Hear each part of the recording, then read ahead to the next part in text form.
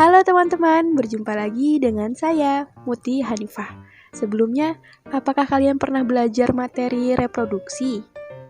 Jika kalian pernah belajar materi reproduksi, pastinya kalian pernah mendengar istilah fertilisasi. Jadi, apa itu fertilisasi? Yap, benar sekali. Fertilisasi adalah peleburan inti sel sperma dan inti sel telur atau ovum, sehingga membentuk zigot. Atau kalian sering mendengarnya dengan istilah pembuahan. Oke, sebelumnya apakah kalian pernah mengamati perkembangbiakan antara kucing dan ayam? Apakah keduanya memiliki perbedaan? Ya, keduanya memiliki perbedaan. Kucing berkembang biak secara melahirkan, sedangkan ayam berkembang biak dengan cara bertelur. Lalu, apakah kalian tahu katak? Keduanya memiliki persamaan. Ayam dan katak sama-sama memiliki perkembangbiakan dengan cara bertelur. Tetapi, apakah proses fertilisasi antara ayam dan katak sama? Nah, untuk mengetahui jawabannya, simak materi berikut ini ya.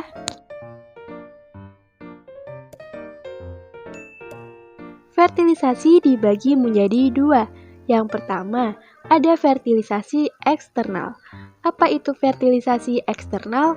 Fertilisasi eksternal adalah pembuahan yang dilakukan di luar tubuh induk. Contohnya pada katak. Saat akan melakukan fertilisasi, katak jantan akan menempel pada punggung betina sambil menekan perut betina untuk mengeluarkan telur. Kemudian, telur ini akan dibuahi oleh induk jantan yang kemudian akan berkembang menjadi berudu. Berudu ini merupakan tahap awal setelah telur.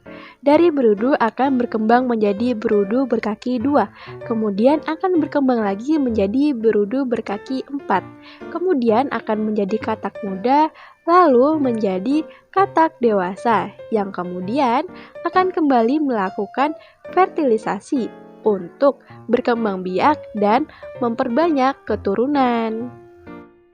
Fertilisasi yang kedua yaitu fertilisasi internal atau pembuahan yang dilakukan di dalam tubuh induk. Jadi, sel sperma dan sel telur akan mengalami pembuahan di dalam tubuh sang betina. Lalu, apa saja contohnya? Yang pertama, mamalia, contohnya kucing. Lalu, dari kelompok unggas yaitu ada ayam, kemudian kelompok reptil yaitu contohnya buaya. Lalu, bagaimana proses fertilisasi internal? Proses fertilisasi internal ini salah satunya terjadi pada mamalia, contohnya manusia. Yuk simak prosesnya.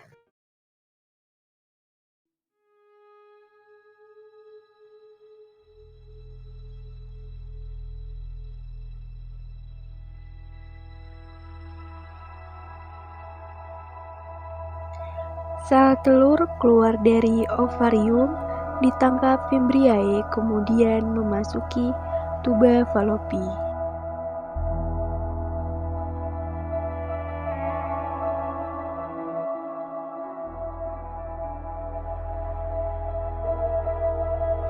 Jutaan sperma dihasilkan dalam sekali ejakulasi saat puncak senggama. Sesaat setelah dipancarkan di dalam mulut rahim, sel sperma bergerak ke rongga rahim untuk mencari sel telur yang matang dan siap untuk dibuahi. Dari jutaan sperma yang dipancarkan, hanya beberapa yang dapat bertahan hidup mencapai indung telur dan hanya satu yang dapat mencapai dan hidup di indung telur. Sperma kemudian mempenetrasi ke dalam sel dinding telur, kemudian mengkombinasikan materi genetiknya dengan sel telur dalam proses yang disebut pembuahan. Sel telur yang telah mengalami pembuahan selama perjalanannya menuju rahim, zigot akan mengalami beberapa perubahan. Di rahim, zigot akan menempel di dinding rahim. Dan disinilah zigot akan berkembang menjadi embrio dan akhirnya akan menjadi janin.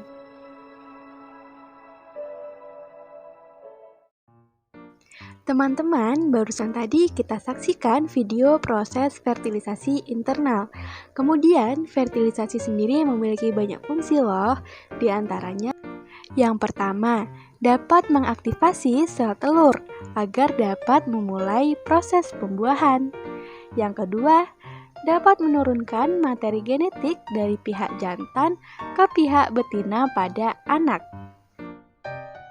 Yang ketiga, dapat membuat jumlah kromosom dari bagian haploid menjadi diploid kembali.